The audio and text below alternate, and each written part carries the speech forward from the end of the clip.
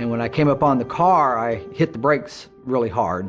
When I felt it lean a little bit, I kind of looked through the rearview mirror, and I can actually see the trailer leaning. Rolling that truck over was not even part of my mindset at that point. I lost control of the vehicle, and it started to roll. Because rolling over meant possible death, burning up. I just kind of got scared and didn't want to look at it anymore. I wanted to concentrate on everything around me. All my focus went into what was in front of me, what was to the left, to the right, ahead of me. So it flipped over onto the side and then over to the top and then back over 4 times all the way back to the wheels.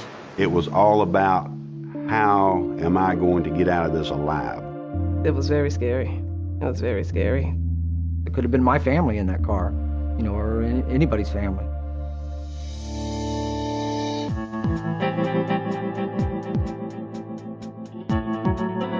So, what causes a rollover?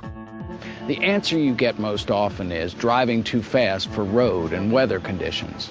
And that's true, sometimes, but that's not the only reason. We want to go beyond that general answer to look at all the different factors that contribute to rollovers. By the time we're finished, you'll know how they happen, why they happen, and how you can avoid them.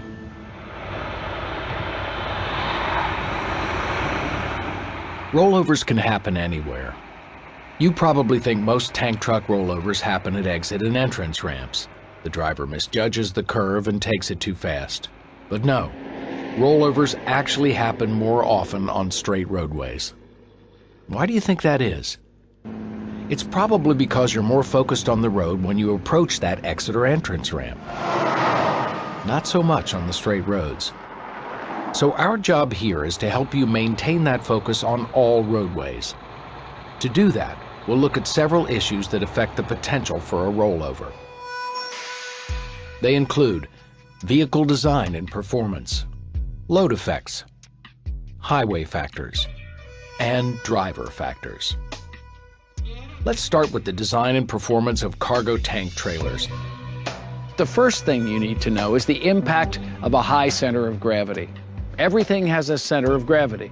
It's the place where an object is balanced in all directions. Anything with a high center of gravity relative to its width is less stable. And cargo tank units have a high center of gravity. That means the unit will lean when it enters a turn. How much it leans depends on the vehicle's speed, the sharpness and banking of the turn, and the unit's center of gravity. So the truck starts to lean, and what happens? Its center of gravity shifts towards the outside of the curve. When it does that, the liquid in the tank moves sideways. We call that sloshing. If this happens too suddenly and too strongly, it can roll the vehicle. If you hit the brakes suddenly, the liquid will surge forward. That can also cause you problems. What's the key word here? Suddenly. If you do things more slowly, you reduce the risk of problems. Anytime you speed up, you're subject to mess up. As I was going down the hill, I kind of felt the trailer tilting a little bit because of the speed that I was going. And you come around the curve, and it's sharper than you anticipate, and you just won't be able to slow down, and you can roll over the truck. It made me very alert of all of my surroundings and looking ahead instead of, being too comfortable. You can never be too comfortable. All drivers should understand the design and performance of their vehicles. But as a cargo tank driver, you also have to understand how your liquid payload can and will contribute to rollovers.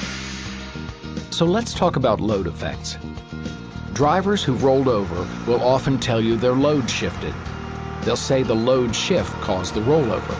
But the load, especially a fluid load, will always shift. It's responding to the way you, as the driver, are handling the trailer's movements. How much load you're carrying affects how your vehicle handles. With a tank full of liquid, one wrong move can mean a rollover. The most important thing you can do to keep the vehicle and the load under control is manage your speed. Manage your speed to adapt to driving conditions. When the road and the weather call for it, slow down. As difficult as it can be to drive a full tank of liquid, partial loads are even more challenging because there's more room for the liquid to move. Over 94% of rollovers occur in trucks with a partial load. Liquid slosh and surge are a big factor in those rollovers. Slosh and surge are caused by speed, by turning radius, by sudden braking or taking off, by sudden maneuvers, and by load distribution. You have to pay particular attention anytime you're hauling liquid as to how much you're hauling, how high it is, what the level is in your tank. If you hit the brakes suddenly, that product is going to move forward. And when it does, and it hits that bulkhead at the end of the trailer, all that weight now is thrown forward at you. It just makes it harder to stop. Surges also occur in a tanker following a sudden maneuver. This could be something like sudden braking to avoid an obstacle, trying to get back on the road after you drift off the pavement, moving the tractor too quickly for conditions, or shifting or missing a shift on a turn. And if you're not careful and you just kind of release your foot off the brake for a moment, at that wrong moment, you could be thrown into an intersection. And you don't want that. We should also take a look at several vehicle maintenance issues. Things like poor brake performance, a damaged suspension, underinflated tires, and load dynamics. They could all contribute to a rollover. You could eliminate some of them with an adequate pre-trip inspection. If you have any questions about your vehicle, tell someone in maintenance or at dispatch. Don't leave with a vehicle that you aren't confident will perform safely. I mean, it takes just a few extra minutes to check all these things, and it could be your life if you don't. Now let's look at potential highway factors. These include sharp curves, steep downhill grades, soft shoulders, berms, mounds, and curbs, narrow driveway entrances or exits, and limited visibility areas that can reduce eye lead time for turns or hills. It's important to survey and identify high-risk sections of regularly traveled routes. If at all possible, survey routes to unfamiliar destinations in advance to identify and avoid high-risk areas, and proceed cautiously until you know and are comfortable with the route. Remember, you're the professional on the roads you travel. If there's a road design condition that makes you feel uneasy, report it to your company. Changes in dispatch or additional warning signs at locations like that could help prevent rollovers. You see this sign? This information is not for you. It's for passenger cars traveling in good weather. Fleet safety experts say that when you enter this curve, you should drop your speed at least 10 miles per hour below what you see here. We all know that long downhill grades can lead to excessive speed. So, are your brakes properly adjusted? Have you shifted to a lower gear? The only acceptable time to deal with downhill grades is before you start down them. Don't rely on the feel to estimate your speed. Remember that the larger the vehicle, the slower the driver thinks it's moving. So always check your speedometer before you enter curves, ramps, or downhill grades. And remember, newer trucks don't have the same engine retarding as older models. Be sure to set your jake brake properly. Be aware of the shoulder conditions on any roadway. Dropping off onto a soft shoulder may cause the outside wheels to sink and trip the whole unit on its side. Tripping happens a lot on entrance or exit ramps that have a curb on the inside of the curve.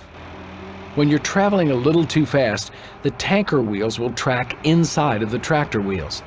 So even though the tractor takes the turn just fine, the trailer tires may swing in a little closer. They'll hit the curb and trip the unit. A good rule of thumb is to allow about 3 to 4 feet of clearance between the tractor's tires and the curb.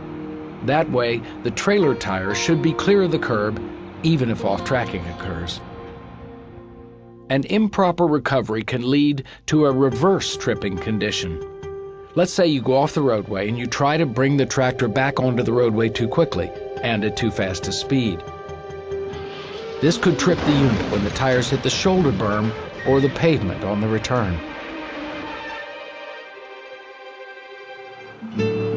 Wide intersections may cause you to be too confident when you're turning. Always gear down and slow down before the turn. Generally, you're taught to square the turn at slow speeds to reduce the impact of off-tracking. But loads with a high center of gravity have to be driven differently through intersection turns. You should round the turn to make sure the trailer doesn't have a sudden change in direction. Cutting short on a turn is one of the most common errors. Be aware of soft berms and narrow culverts. Wet weather may soften berms, and narrow culverts may allow the rear tandem to slip off the driveway into the ditch, and that could overturn the unit. When traffic conditions allow for it, making a left turn into a driveway is safer than making a right. It gives the rear tandem more room to track the tractor's path. Okay, we've talked about vehicle design, load effects, and highway factors. Now we come to the last area, in many ways the most important. It's you, the driver. You're the one that controls your unit. Before you leave the yard, make sure you know it like the back of your hand. Begin by conducting a thorough pre-trip inspection. Learn as much as you can from dispatch and from other drivers about road and weather conditions. Remember, a safe journey depends on your actions, so avoid unsafe behaviors. Encourage others to avoid them too. And by unsafe behaviors, we're talking about things like speeding, whether that's going beyond the posted speed or just too fast for the road and conditions. Distractions like talking on your cell phone, or worse, texting. Complacency, fatigue, and driving under the influence. About physical and mental conditions like diabetes or divorce. Even something as simple as eating or daydreaming. Driving too fast for the vehicle and road conditions is a factor in most rollovers. Remember that speed limits are set for small vehicles driving in good weather during the daytime. Adjust your speed accordingly for the type of unit you're driving, especially at night and during bad weather. Tailgating, road rage, and failure to plan in advance can lead to sudden, radical lane changes. And that can cause your unit to roll over. One of the most dangerous driver behaviors is complacency. In the 23 years that I've driven a tank truck, I always keep in my mind that I'm hauling hazardous material, and it's very dangerous. Well, drivers should never get too comfortable being behind the wheel, especially the wheel of a big rig.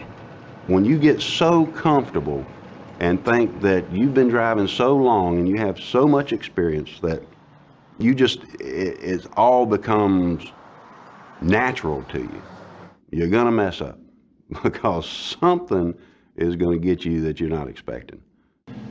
It only takes a second. Adjusting the radio, answering a cell phone, reaching for a drink. That little bit of inattention is enough to slide off the side of the road or miss the beginning of a curve, or possibly enough to cause a rollover. Driver fatigue is another factor. Maybe you didn't get enough rest during your time off. Maybe you're working too many hours, or you're having trouble adjusting to rotating shifts. There are many warning signs of fatigue while driving. You may have trouble focusing. You may have frequent yawning, blinking, or heavy eyelids and head bobbing. You may have trouble remembering the last few miles. Or you may miss an exit or traffic sign. You may even find yourself drifting from your lane, tailgating, or hitting the shoulder rumble strip. If you show any of these warning signs, get off the road, get out of the cab, and move around to get the blood circulating again. If you're too tired to keep driving safely, find a safe, well-lit area to park and rest a few minutes. Caffeine, energy pills, loud radios, opening the windows, and other tricks to stay awake don't work. Don't try them. Instead, follow the hours of service regulations and get plenty of rest during your off hours. Obviously, driving under the influence of drugs or alcohol is not permitted, but it could be a major factor in a rollover. Even over-the-counter drugs can impair your driving. Read and follow all precautions anytime you're using medication.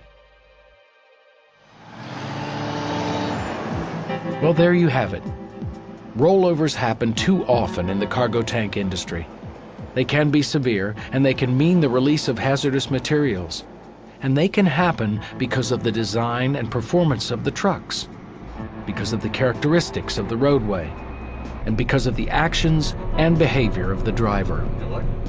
In most rollovers, speed too fast for the conditions is a major contributor, and it's one that's entirely under your control. We hope that you now have a better understanding of the factors that can lead to a rollover.